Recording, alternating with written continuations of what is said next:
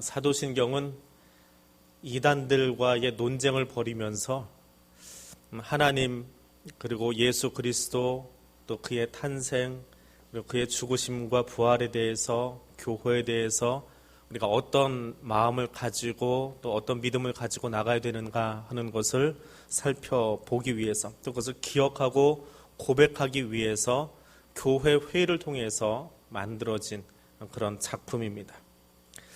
대체 어떤 이단들이 그렇게 있었길래 이런 구절들이 나오는가? 오리게네스라고 하는 초대교회 이단은 그리스도가 이 땅에 구원을 위해서 오셨는데 마귀도 구원하려고 오셨다.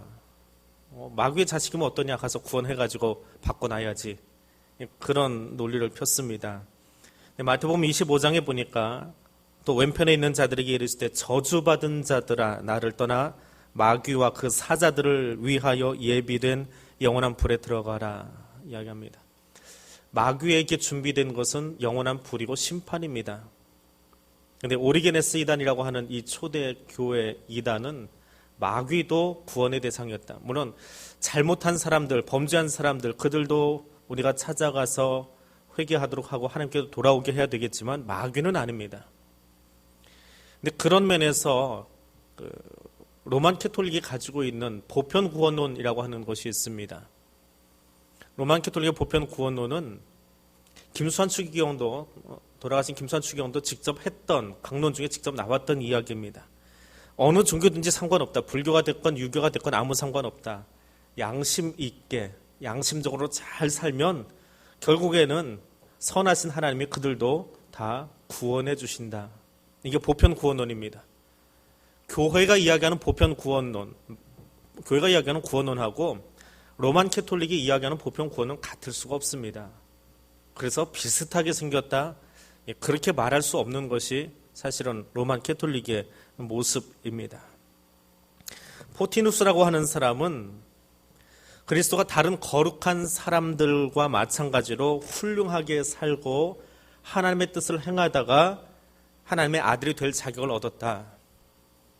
헤라클레스처럼, 그리스 로마 신화에 나오는 헤라클레스처럼 이 땅에서 열심히 신의 뜻에 맞게 합당하게 살았더니 나중에는 하나님이 그래 너 내 아들 하자 그렇게 인정해 주었다라고 하는 것입니다. 근데 사도 요한은 거기에 대해서 분명하게 기록을 해두었습니다. 내가 하늘에서 내려온 것은 내 뜻을 행하려 함이 아니라 나를 보내신 이의 뜻을 행하려 함이라. 이 땅에서 열심히 살다가 간 것이 아니라 하나님이 이 땅에 보내신 것이다 라고 이야기합니다. 마니교 이단이라고 있습니다. 이 마니교는 영지주의자, 지난 시간에 잠깐 이렇게 짚고 넘어갔는데 깊이 외우실 필요는 없습니다. 이 마니교 이단은 그리스도가 하나님의 아들이고 하늘에서 내려온 건 맞는데 진짜 육신을 가진 것이 아니라 가짜로 육신을 입고 있었다라고 하는 그런 주장을 펴니다. 근데 부활하신 주님이 제자들에게 오셔서 손과 발을 다 내어 보여주시면서 만져보라고 이야기하죠. 가짜 육체가 아니라 진짜로 고난당하신 육체를 가지고 계셨던 분, 그리고 우리와 똑같은 모양으로 이 땅에 오셨던 분이다라고 하는 겁니다. 에비온이라고 하는 이단은 예수님이 오신 건 맞는데 다 오신 건 인정합니다. 인정하는데 이제 딴소리들을 조금씩 하는 거죠. 마리아에게서 태어났는데 남성과 결합을 통해서 태어났다. 이제 여기서부터 동정녀 탄생이 왜 필요한가라고 하는, 왜 사도신경에 이 이야기가 들어갈 수밖에 없었는가라고 하는 이유들이 나오기 시작합니다. 마리아가 성령의 잉태가 아니라 남성과 결합을 통해서 부부관계를 통해서 태어난 존재다라고 이야기합니다. 그럼 마리아는 어떤 존재입니까? 뒤에서도 조금 더 자세하게 설명을 드리겠지만 로만 캐톨릭이 알고 있는 마리아는 어떤 존재냐? 태어나면서부터 죄가 없는 존재다. 원죄 없이 태어난 존재다 라고 이야기합니다. 의인은 없나니 하나도 없다라고 이야기하는데 마리아는 죄가 없는 존재였다. 예수를 잉태하려면 죄가 없어야지요. 그게 로만 캐톨릭의 주장입니다. 또 평생 동정녀로 살았다. 평생 동정녀. 로만 캐톨릭에서 이 부분을 강해하는 신부의 강의를 찾아서 들어보았습니다. 그랬더니 그렇게 이야기하더라고요. 평생 동정녀 하고 이제 세 가족들을 가르치고 있는데 그냥 따지지 말고 믿으세요. 그게 더 쉽습니다. 그러고 넘어가 버리더라고요. 뭔가 설명이 나올 줄 알았는데 설명이 없어요. 그냥 따지지 마세요. 그 사람 평생 동정녀입니다. 근데 어렵긴 하지요. 왜? 몇 년 살았는지 모르지만 요셉이가 참 대단한 사람입니다. 평생 손도 안 잡고 같이 잠자리도 안 했으니까. 이게 평생 동정녀설입니다. 그냥 가능한지 모르겠어요. 그러면서 거절하는 게 어떤 이야기가 있느냐 하면 야고보서 누가 기록했습니까? 예수님의 동생 야고보가 기록했다고 그러지요. 그런데 천주교에서는, 로만 캐톨릭에서는 성경에 나오는 예수의 동생들, 그것은 사촌 동생인데 표기가 그렇게 되어 있다라고 적고 있어요. 사촌 동생. 그래서 마리아는 예수 외에는 낳은 적이 없다는 거예요. 원죄 없이 태어나서 성령으로 잉태돼서 낳았는데 그 뒤로는 애를 낳은 적이 없다. 왜? 요셉이 부부관계를 맺지 않았기 때문에, 평생 동정녀로 살았기 때문에. 그리고 마지막에는 어떻게 돼요? 로만 캐톨릭의 이야기입니다. 우리 이야기 아니에요. 좀 속가 들으세요. 저녁이라 맹하고 들으면 이상한 얘기 듣습니다. 승천했다 그래요. 성모 마리아 승천 주일이 있습니다. 그것이 마리아에 대한 이야기예요. 그리고 마지막에는 어떤 이야기가 있냐면 개신교와 얽히설키 설키려고 하는 게 있어요. 그래서 예수 없이 마리아는 존재하지 않는다. 근데 마리아 없어도 예수는 존재할 수 있다. 그러니까 예수가 있기 때문에 마리아라는 존재가 유효하다. 거기까지는 그냥 인정해 줄만 한 거예요. 그런데 아무튼 그 마리아가 예수를 낳기 때문에 특별한 존재가 아니냐. 그래서 우리가 경배를 하는데, 높여드리는데, 경배라는 단어를 쓰지 않습니다. 다른 단어를 써요. 이렇게 높여드리고 추앙해드리는데 우선은 마리아를 추앙하고 그 다음에 예수 그리스도를 추앙하고 그리고 하나님을 경배한다. 그 대열에다 끼워버렸습니다. 믿음의 대상은 아니라고 이야기합니다.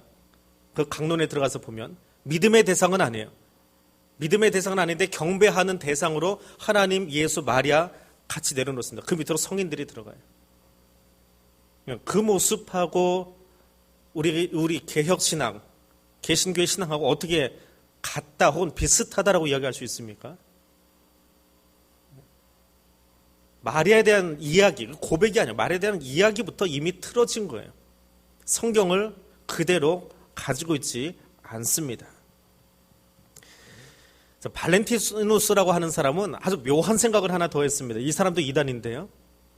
그리스도가 성령으로 잉태되는 것은 인정하는데, 자, 그럼 예수가 입고 있는 육체가 문제인 거예요. 이 육체가 대체 뭐냐? 이 땅에도 똑같은, 우리와 똑같이 응례하고 태어나는 그 모습이면 좀 이해하기가 불편하지 않냐? 그러니까 천상에서 내려올 때 아예 자기가 입고 나올 껍데기, 육체를 들고 마리아 뱃속으로 들어갔다는 거예요. 그리고 나올 때는 그 껍질을 입고 나온 게 예수라는 거예요. 그러니까 예수의 신성 따로 있고 껍질로서의 육체가 따로 있다라고 이야기하는 게 이 발렌티누스라고 하는 이단입니다. 자, 이것도 또 이상해 보입니다. 그러니까 또 다른 사람이 이야기하기를 아리오스 또 아폴리나리오스 하는 이단인데요. 이 아리오스 이단은 그리스도가 마리아에게서 나신 것 인정하고 하나님인 것 인정하고 인간인 것 인정하는데 그 사람은 영혼은 없다. 유대인의 생각에 사람은 영혼 육으로 구성되어 있는데 영혼은 없다. 영혼은 어디 있느냐? 천상에다 두고 돌아다니시는 분. 토끼와 거북이에서 간 빼놓고 다니는 토끼하고 똑같이 생각하는 거예요. 그런 이단도 등장을 했었습니다. 또 유티케스는 이것도 저것도 아니고 아주 특별하게 만들었습니다. 예수님이 하나님의 신성과 예수의 인성을 완전히 짬뽕을 해서 다 가지고 있다. 이거는 맞는 말 같아요. 그런데 짬뽕이 되다 보니까 이건 인간도 아니고 신도 아니고 아주 특별한 이상한 존재다. 이렇게 발전을 시켜버립니다. 네스토리오스라고 하는 사람은 하나님의 아들이 인간의 몸속에 들어와서 그냥 연합했을 뿐이다. 말이 안 되는 것 같은 이런 이야기들이 초대교회에 한 300~400년 동안 돌아다닙니다. 긴 시간, 1~2년 사이에 일어난 이단이 아니에요.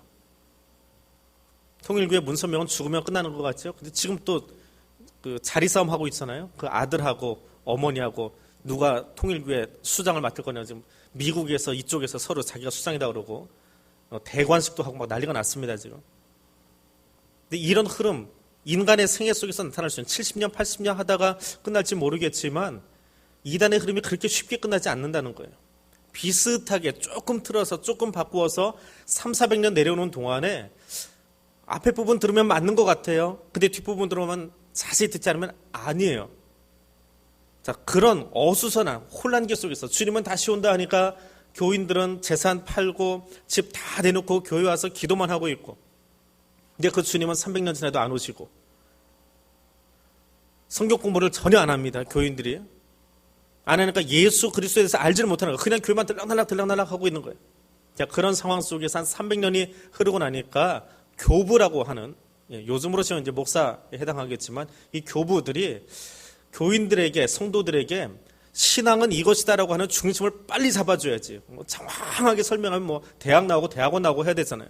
근데 간단 명료하게 예수 그리스도가 누구다라고 하는 것을 알 수 있도록 가르쳐 놔야, 그래야 그 이단들 속에서 교회가 정체성을 바르게 하고 신앙의 고백을 바르게 하고 할 수 있지 않겠느냐. 그래서 이 신앙의 고백을 만들어내기 시작하는 거예요. 정리하는 거예요. 근데 다른 데서 우리의 지식을 가져다 놓는 것이 아니라 성경을 가지고 성경 말씀에 근거해서 만들어 놓은 겁니다. 자, 그래서 나온 세 번째 고백입니다. 그는 성녀로 잉태되어 동정녀 마리아에게서 나셨다. 이것이 우리 세 번째 고백입니다. 오늘 읽은 본문 말씀에 보니까 말씀이 육신이 되어 우리 가운데 거하시며 우리가 그의 영광을 보니 아버지의 독생자의 영광이요 은혜와 진리가 충만하더라. 지금 뭔가 말하고 싶은 게 이 안에 있어요. 근데 말을 할 수는 없어요. 말하고 싶은 건 있는데 아무리 눈치가 빨라도 제 마음속에 있는 얘기를 알 수 있습니까?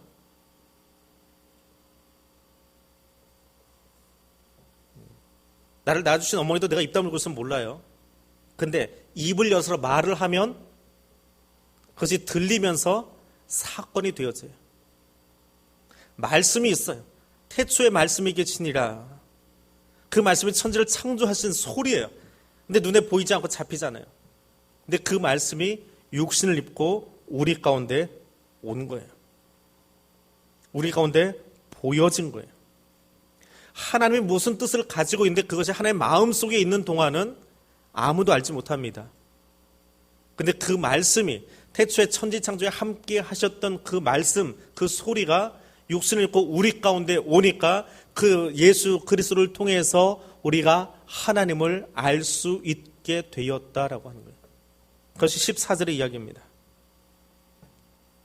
근데 그 발설된 이야기는, 말한 이야기는 손으로 잡을 수 없어요.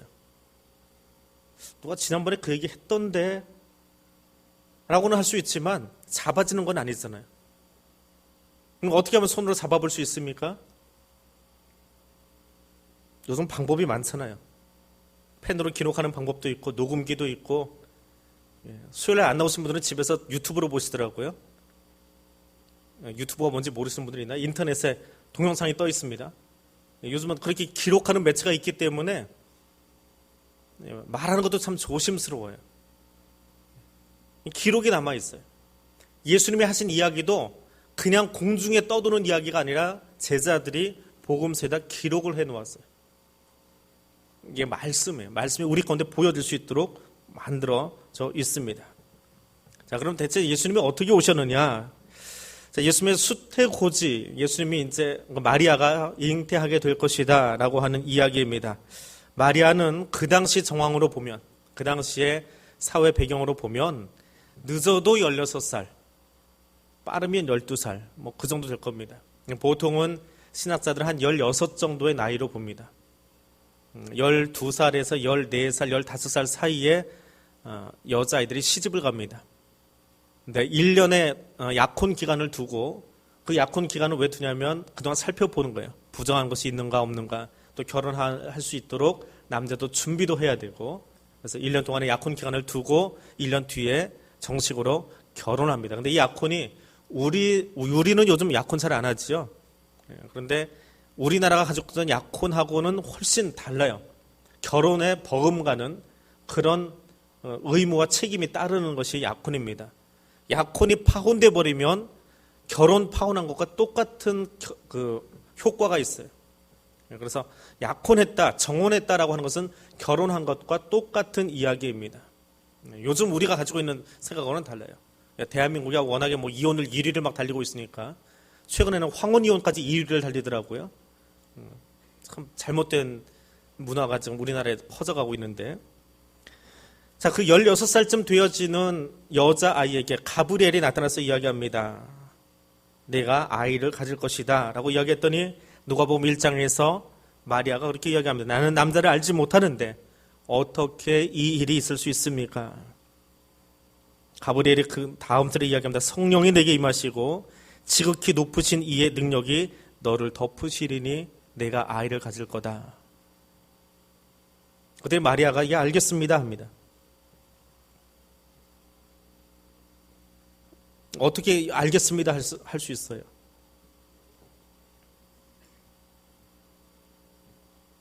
천사가 나타나서 성령이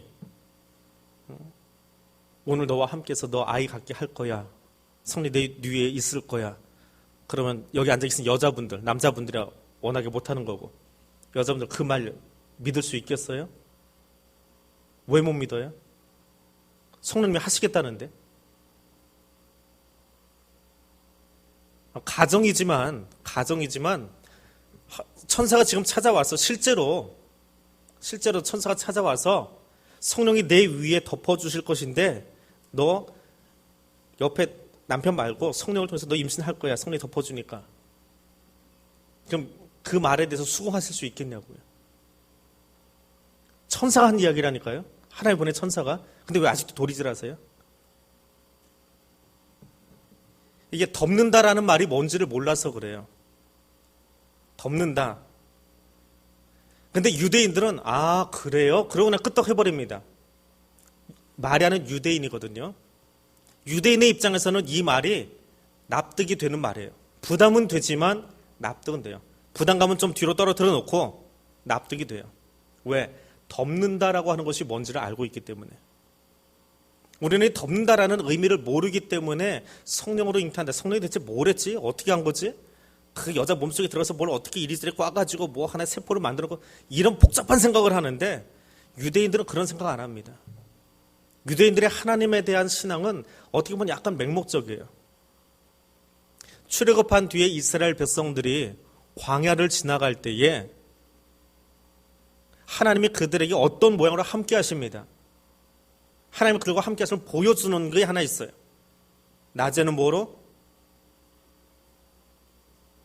낮에는 구름기둥, 밤에는 불기둥.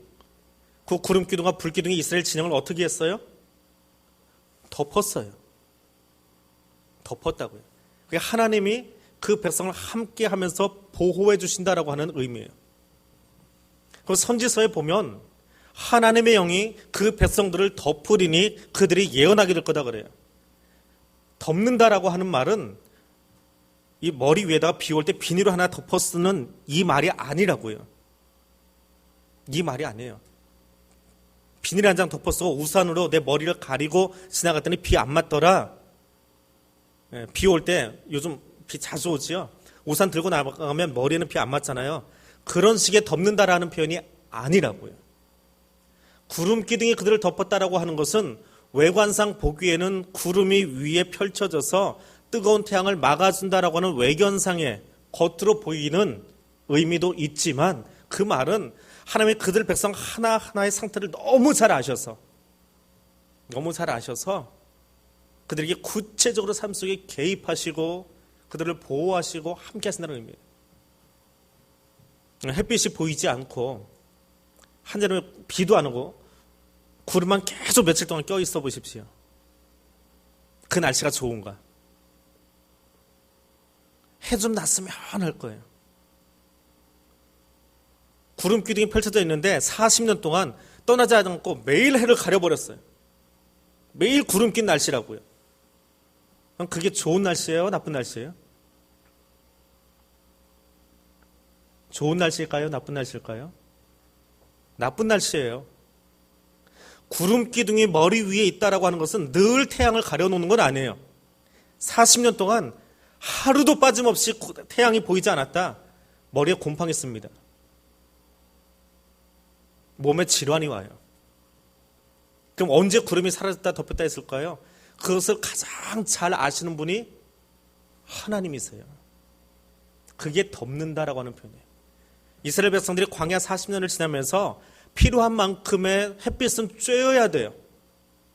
사람이 하루에 30분만 밖에 나가서 이 햇빛을 쬐면 몸에 광합성이 일어나가지고 골다공증에 안 걸린답니다. 현대 의학자들이 하는 이야기예요.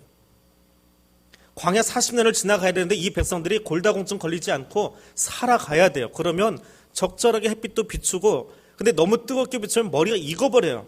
우리하고는 다르게 너무 뜨겁다고요. 그때는 또 가려줘야 돼요.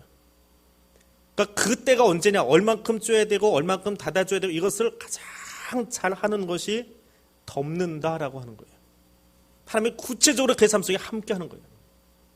성령이 마리아 너를 덮으리니, 출애굽 때에 우리 할아버지 할머니를 하나님이 구름 기둥 불 기둥으로 그렇게 구체적으로 간섭하시면서 함께 하신 것처럼 나한테 그렇게 해 주시겠다는 거구나. 그게 어떤 건지는 모르지만, 왜 자기가 출애굽 세대에 살아본 사람은 아니니까.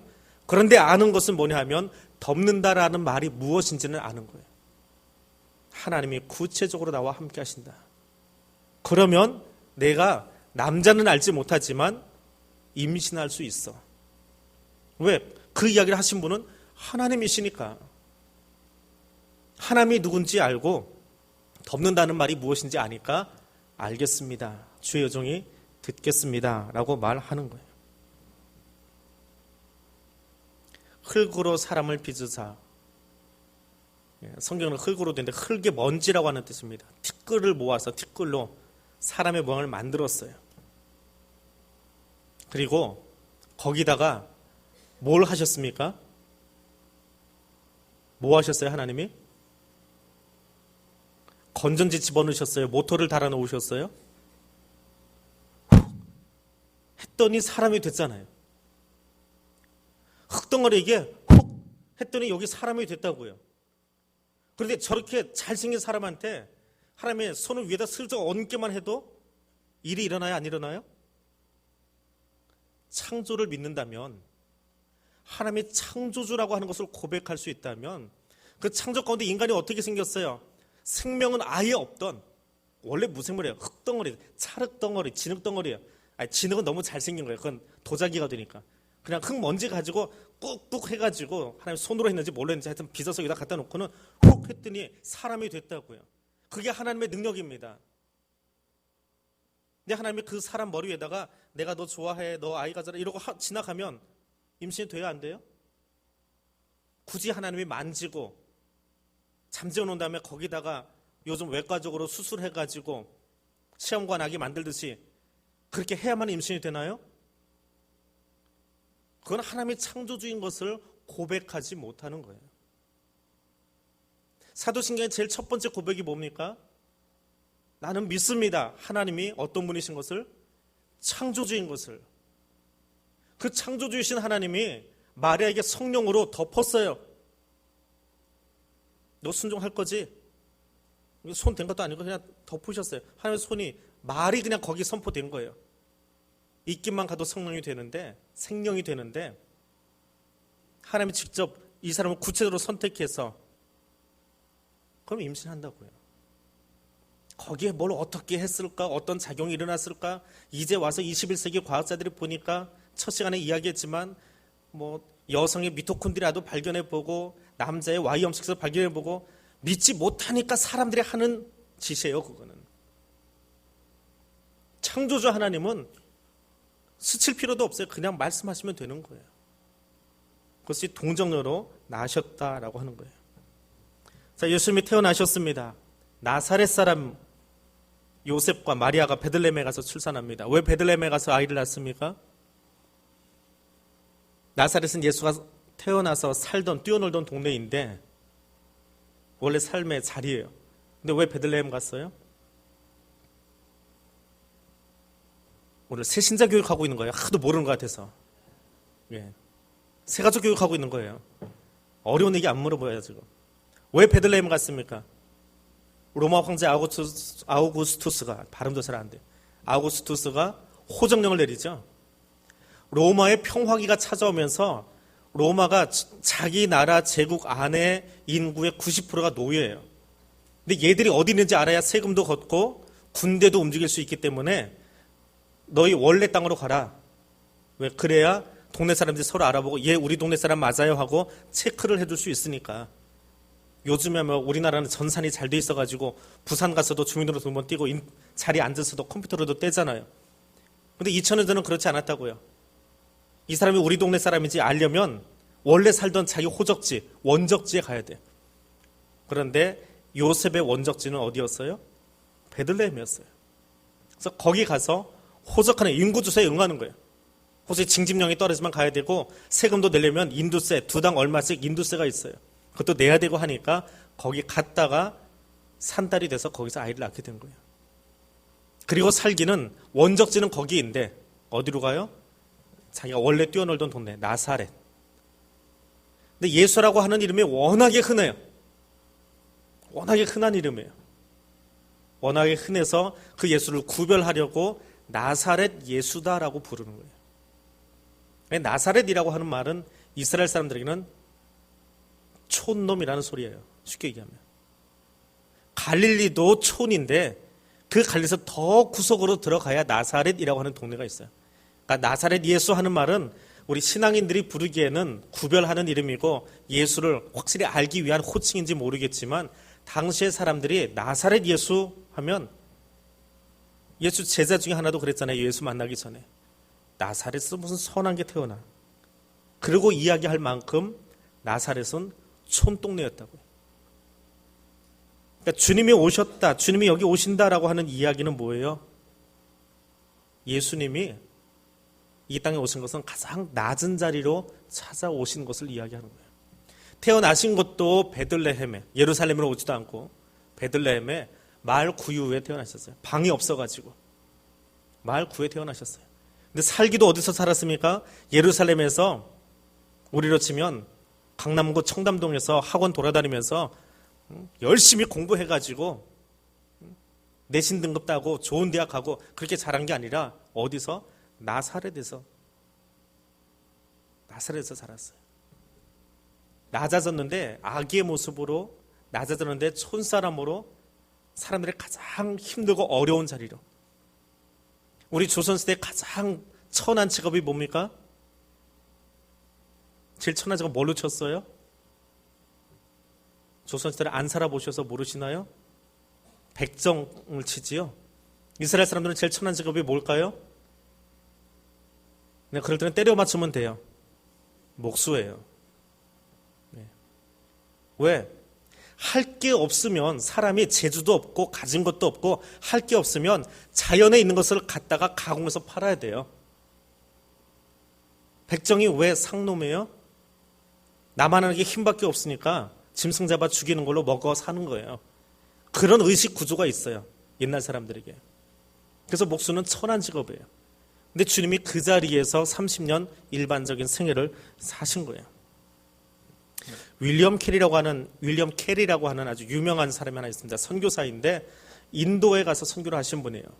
선교학을 배우면 이 사람 모르면 안 되는 아주 유명하신 분인데 인도는 언어가 한 가지가 아닙니다. 인도에 살다 오신 분도 있는데요. 인도의 언어 40개를 배워가지고 성경을 40개 국어로 번역해 놓은 사람이에요. 그러니까 굉장히 유명해졌죠. 선교사로서는 아주 한 획을 그은 사람이에요. 영국 사람인데. 그러니까 영국에 돌아가서 이제 강연을 하는데 어떤 여자분이 손을 번쩍 들고 그래요. 내가 당신 옛날 모습 아는데 당신 구두수성공이었다며? 라고 물어보는 거예요. 네, 구두 만드는 사람이었다며? 하고 물어보는 거예요. 그러니까 옛날 너 뭐 하고 사는지 내가 알아. 너희 집안이 어떤 집안인지 내가 알아. 그런데 이제 좀 좀 잘 나가나 보네. 앞에서 강연도 하고 약간 빈정거리면서 이야기를 한 거예요. 구두 만드는 사람이었다며 그러면서 여자분 이야기를 해요. 윌리엄 캐리가 뭐라고 대답한지 아세요? 잘못 아셨습니다. 저는 구두 만든 사람이 아니고요. 구두 수선한 사람입니다. 하고 이야기를 했대요. 구두를 만드는 건 재주라도 있지요. 구두를 만들려면 가죽도 사다 놔야 되고 밑창도 사다 놔야 되고 공장도 더 커야 돼요. 근데 수선은 어때요? 조그마한 쪽방 하나 놓고요. 그냥 나이프 하나 가지고 실 하나 가지고 하는 만드는 사람보다도 더 못한 사람이에요. 당신 잘못 알고 있습니다. 나 그렇게 구두 만들 만큼 부유한 집안도 아니고 잘 나간 사람도 아니었습니다. 나는 그보다 더 못한 사람이었습니다. 라고 자기를 그렇게 보여주는 거예요. 예수님의 겸손이 어떤 것이냐? 하나님과 동등하신 분이지만 다 내려놓고 베들레헴의 말 구유로 오셔서 나사렛에서 사시던 분이에요. 그분이 어떻게 태어났다고요? 동정녀 마리아를 통해서 태어났습니다. 남자 없이 어떻게 태어났느냐? 그 앞서 이야기 다 했으니까 접을게요. 과학자들은 지금도 그거 찾아보겠다고 연구하고 있는데 중요한 것은 동정녀를 통해서 동정녀에게서 나왔다라고 하는 것이 라틴어 원어의 의미입니다. 동정녀를 통해서 태어났어요. 하나님이 그 방법을 택하셨다라고 하는 거예요. 하나님이 우리와 똑같은 모양. 근데 가장 사람다운 모습은 어떤 거예요? 어느 때가 가장 사람다워 보여요? 그게 악이에요. 꾸밈이 없잖아요. 그렇지 않지만 여기 앉아있는 분들은 뭔가 꾸미고 있잖아요. 잘 보이려고. 졸려도 안 졸린 척 하려고 지금 막 애쓰시는 분들도 있어요. 히터가 너무 세가지고 좀 후끈후끈하죠. 어른이 되면 이렇게 척 하는 거 있어요. 조금 아닌 척 하고, 안 좋은 것처럼 하고, 그리고 히터 꺼버리시네. 아닌 것처럼 하고. 근데 아이는요, 있는 대로 표현해요, 있는 대로. 있는 대로 막 소리 질러요. 자기 고집도 피우고요, 뒹굴기도 하고요, 바닥을 닦고 다녀요, 그냥. 정신 없어요. 자기 고집 피우기 시작하면. 근데 하나님이 우리 가운데 찾아오시는데 가장 인간다운 모습으로 우리 가운데 오신 거예요. 아이의 모습으로 오신 거예요. 가장 순수한 모습으로 오신 거예요.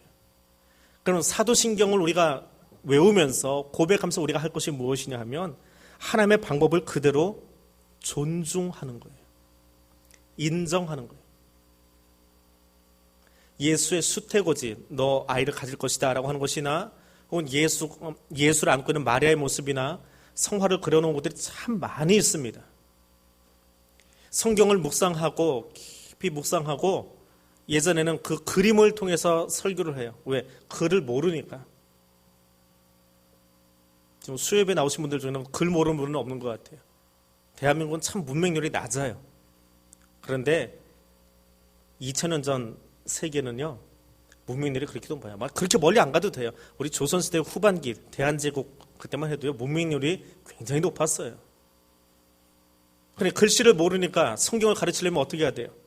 글씨를 알고 있는, 글을 알고 있는, 그 글을 알 뿐만 아니라 이해하고 묵상하고 깨달은 사람들이 그들을 가르치기 위해서 뭔가를 사용해야 되잖아요. 그게 누구예요? 화가들이에요. 우리나라 사람들은 그림 그리는 사람 굉장히 얕잡아 보는데요. 성화를 그리는 사람들은 굉장한 신학자들이에요. 굉장한 설교자들이에요.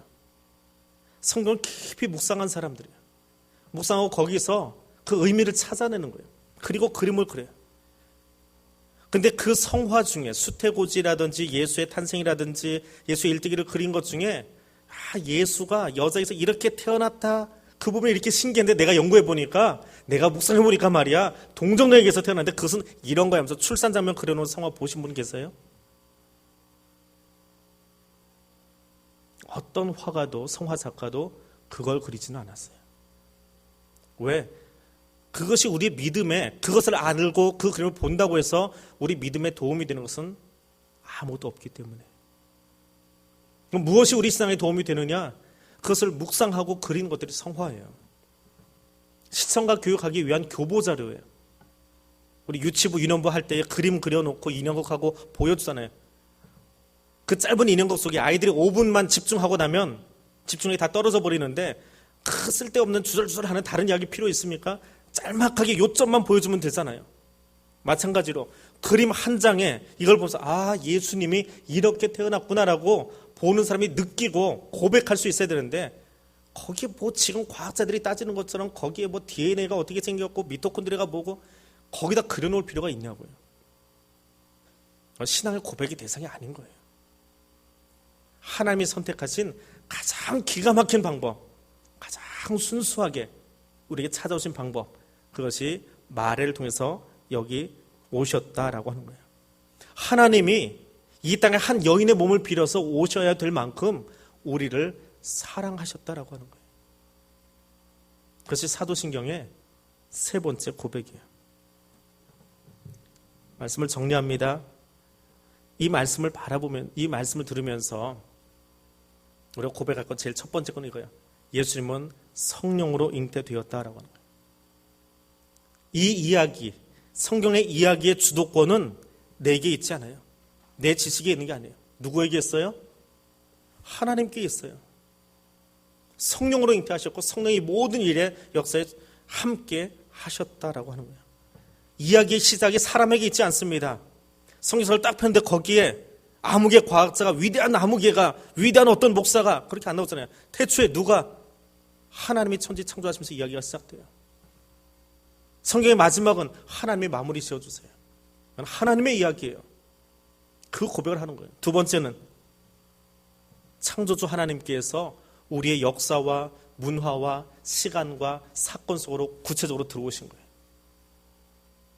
동떨어져 있지 않고 베들레헴으로, 말구유이로, 나사렛으로, 갈릴리로, 배고픈 오병이어 현장으로 하나님이 우리를 찾아오시는데, 저 하늘 위에 계신 것이 아니라 우리의 역사 속에, 우리 문화 속에, 우리 삶 속에 구체적으로 들어와 있어요. 구체적으로 함께 하세요. 하나님 앞에 기도할 때 뜬구름 잡기로 기도하지 마세요. 구체적으로 하세요. 주님이 내 삶 속에 이 자리에서만 함께 하시는 것이 아니라 우리가 살아가는 모든 땅, 모든 삶의 자리 가운데에 함께 하시는 것을 기억하실 수 있기를 바랍니다. 그리고 세 번째로는 이 일을 고백하고 알고 난 뒤에 내가 어떻게 헌신할 것인지를 보여줘야 돼요. 누구에게? 하나님에게 보여주세요. 주일날 주보에 나가겠지만 당회가 끝났으니까 1층 게시판에다가 2016년도 함께 일할 재직 부서장들, 찬양대원들, 교사들 명단 다 붙여놨습니다. 남녀 구역도 미리 다 붙여놨어요. 보셔야 부회장도 미리 준비할 수 있으니까 붙여놨습니다. 여러분 나가시면서 한번 보시고요. 그거 보면서 내가 어떻게 헌신할 거냐라고 하는 거예요. 보십시오. 마리아에게 천사가 찾아와서 이야기합니다. 남자를 알지 못하는데요 라고 이야기했더니 하나님 어떻게 하실지는 생각 안 하고 자기 생각을 이야기한 거예요. 저 남자 알지 못하는데요. 그러니까 가브리엘이 이야기합니다. 성령이 너를 덮으리니 내가 잉태할 것이다. 하나님이 우리와 함께 하신다. 그때 마리아가 고백합니다. 뭐라고 이야기해요? 주의 계집종의 말씀대로 되게 이루어지이다. 그럼 이게 수동적인 대답입니까? 아니면은 능동적인 대답입니까? 예? 수동과 능동이 뭔지 모르세요? 소극적인 대답이에요? 적극적인 대답이에요? 적극적인 대답이에요? 왜요? 막 반항하고 있다가 성령이 너를 덮은다니까 저희 계집종인데 말씀대로 하십시오. 그게 적극적인 대답일까요? 네, 굉장히 능동적이고 적극적인 대답 맞아요. 왜 그럴까요? 나는 계집종이온데 말씀대로 내게 이루어지길 원합니다. 천사를 통해서 하나님의 음성이 들렸어요. 자기가 좀 임신하게 된대요. 나이는 16인데 정혼했어요. 약혼했다고요. 아직 결혼까지는 안 갔지만 정혼했어요. 동네방네 사람들이 다 알고 있어요. 나 내일 모레면 누구? 요셉하고 결혼해야 돼. 근데 천사가 와가지고 자기한테 임신할 거라고 그래요. 그럼 그 다음에 어떻게 하라는 거예요? 아직 미혼모 되는 거잖아요. 결혼 안 했으니까. 미혼모에서 배불뚝이 돼가지고 돌아다녀야 되잖아요. 그 책임 어떻게 감당할 거예요? 만약에 요셉이 그거 인정 못 해주고 나가버리면 자기는 어떻게 해야 돼, 이 이야기를. 그 사회 구조 속에서 16밖에 안 된 어린아이가 앞으로의 삶을 어떻게 살아갈 거예요? 파혼당할 수도 있어요. 사회적인 파장까지도 자기가 다 끌어안아야 돼요.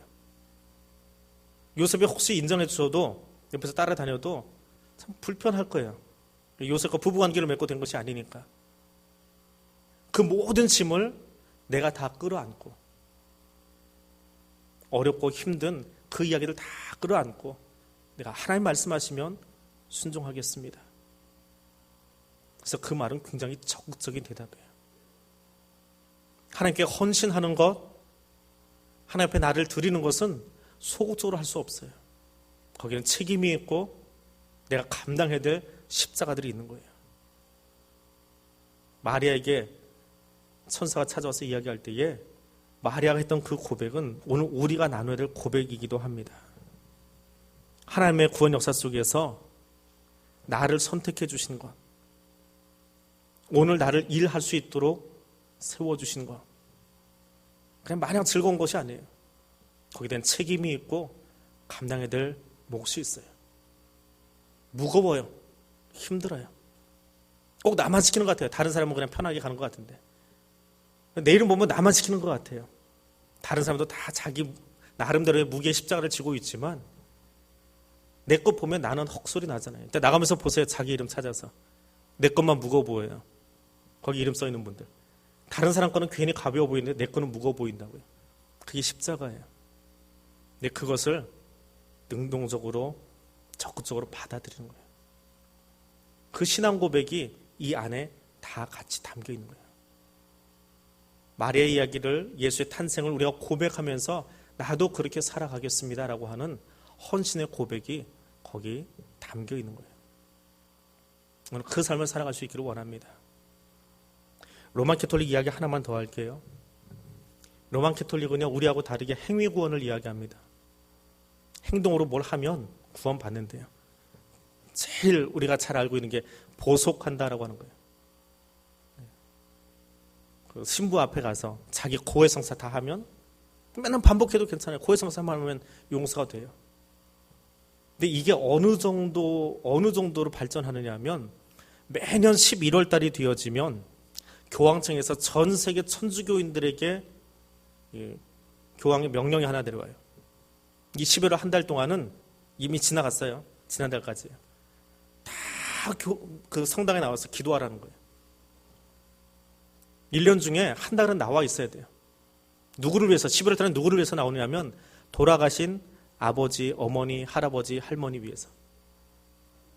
죽었는데 그들 위해서 나오래요.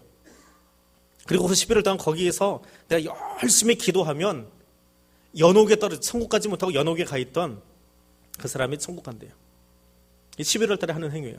그리고 11월 달에 하는 나의 선행, 내가 하는 착한 일, 그것을 내가 하는 게 아니고 지금 내가 당신을 도와드리는데 이것은 우리 돌아가신 아버님을 위해서 하는 겁니다 하고 제가 도와드리면 이 아버님에게 덕이 쌓여서 그분이 천국 간대요. 11월 달에는 그렇게 사는 거예요. 그리고 어느 날 불시에 딱 하루를 택해가지고 또 한 번 명령이 내려와요. 모이라고. 비상연락망이 있나 봐요. 그날 가서 1년 동안 무슨 나쁜 짓을 했든지 상관없어요. 그날 가서 기도하면 다 용서돼요. 그게 로만 캐톨릭의 교리예요. 성경 어디를 봐도 그런 것도 없어요. 성경적인 모임인가요? 비성서적인 모임인가요? 성경대로 믿으세요. 성경에 있는 대로만 고백하세요. 예수 외에는 구원받을 만한 다른 이름을 주신 일이 없습니다. 성경에 연옥이라는 단어가 등장한 적도 없어요. 저들이 연옥의 근거를 외경에서 가져오는데 외경에도 연옥이라는 단어는 없어요. 그냥 자기네들이 만들어 놓은 것이지. 내 고백으로 하는 거예요. 나의 고백으로 가는 거예요. 오늘 그 신앙의 고백을 바르게 하고 주 앞에 나아갈 수 있는 하나님의 사람들 될 수 있기를 원합니다. 우리 같이 기도할 때에 이 두 가지 기도 제목으로 함께 기도하겠습니다. 예수 그리스도께서 우리의 구원을 위해서 이 땅에 오신 것을 감사하고 영광 돌리는 삶을 살기를 원합니다. 두 번째로 기도하기는 하나님의 놀라운 구원 계획과 역사를 성령의 인도하심 속에 바라볼 수 있도록, 아직 잘 이해되지 않고 아직 잘 내 마음속에 들어오지 않는 것, 그것을 내가 받아들이는 유일한 방법은 성령이 내 안에서 말씀해 주시면 돼요. 성령님, 내가 만질 수도 없고 눈으로 볼 수 없지만 내게도 구체적으로 일하여 주셔서 오늘 이 고백들이 나의 것 되게 해달라고 기도할 수 있기를 원합니다. 우리 함께 기도하겠습니다. 거룩하신 하나님,